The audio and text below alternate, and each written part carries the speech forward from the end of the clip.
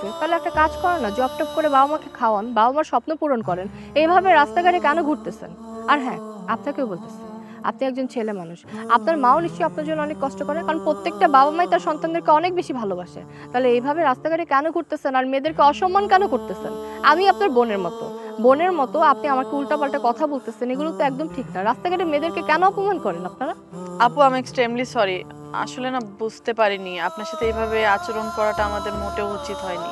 Actually madam আমি বুঝতে পারছি আমার ভুলটা, আপনি আমাকে ক্ষমা করে দেবেন। ঠিক আছে, আপনারা যেহেতু আপনাদের ভুলটা বুঝতে পেরেছেন, এই জন্য আমি আপনাদেরকে মাফ করে দিলাম। কিন্তু হ্যাঁ, নেক্সট টাইম এরকম আচরণ কারোর সাথে করবেন না। ঠিক আছে, ওনাদের সাথে আর কথা বলতে হবে না, চলো। চলো।